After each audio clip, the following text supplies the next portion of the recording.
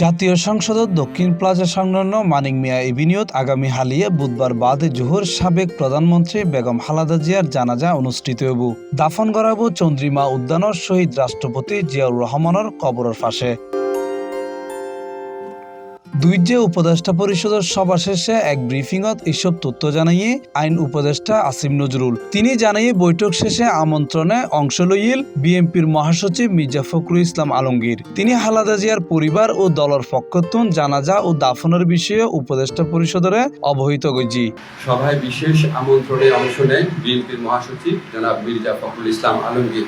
মির্জা ফখরুল ইসলাম আলমগীর সাহেব আমাদের সভাকে অবহিত করেন যে আগামীকাল বুধবার বাদ জোহর জাতীয় সংসদের দক্ষিণ প্লাজা এবং এর সংলগ্ন মানিক মিয়া এভিনিউতে বেগম খালেদা জিয়ার জানাজা অনুষ্ঠিত হবে। জানাজার পর তাকে শহীদ রাষ্ট্রপতি বীর মুক্তিযোদ্ধা রাষ্ট্রপতি জিয়াউর রহমানের পাশে দাফন করা হবে। মঙ্গলবার উপদেষ্টা পরিষদের বিশেষ বৈঠক শুরু হয় 1 মিনিট নীরবতা পালনের মধ্য দিয়ে। আসিম নজরুল হইয়ে গোটা জাতির মতো সরকারও যারা আছে তারাও শোকাহত। উপদেষ্টা পরিষদের সভায় খালেদা জিয়ার মৃত্যুতে বুধবার 3 দিনের রাষ্ট্রীয় শোক প্রস্তাব গৃহীত হইয়ে আগামী হালিয়ে সাধারণ ছুটি। আজকে বাংলাদেশের জন্য, বাংলাদেশের প্রতিটি মানুষের জন্য গভীর শোকের একটা দিন।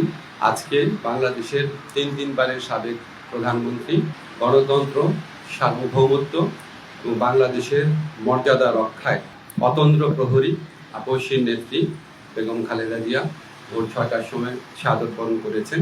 ইন্না লিল্লাহি ওয়া ইন্না ইলাইহি রাজিউন।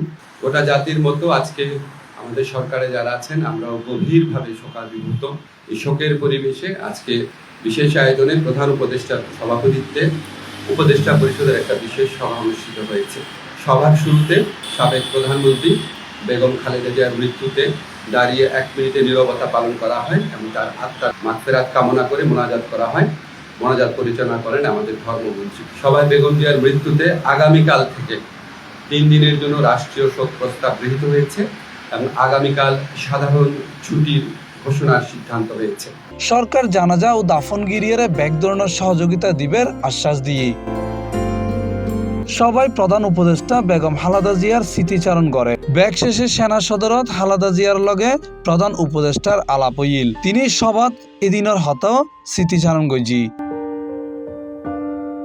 আইন উপদেষ্টা হইয়ে দেশের ইতিহাসত বেগম খালেদা জিয়ার অবদান অমরই তাইবু। এল্লে একজন নেত্রী চলিজন গই ব্যাগকুনি শোকাহত। ব্যাগকুনের রুচি জানাজা ও দাফনত যথাযথ সম্মান প্রদর্শন ও শৃঙ্খলা বজায় রাখা। উপদেষ্টা পরিষদের সবার সিদ্ধান্ত অনুযায়ী বিশ্বের বাংলাদেশের যত দূতাবাস ও হাই কমিশন আছে এগিনের মধ্যে খালেদা জিয়ার মৃত্যুতে শোক বই খোলা হইব।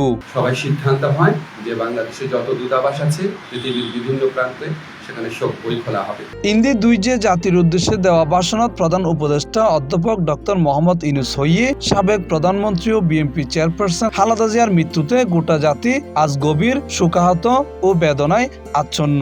তার ইন্তেকালে আরা এক মহান অভিভাবকের আড়াই ফেলায়। দেশের গণতান্ত্রিক রাজনীতিতে তার অবদান ইতিহাসত অমরই তাইবু। Mohammad Nizamuddin Tipu, C+ TV, Chittagong.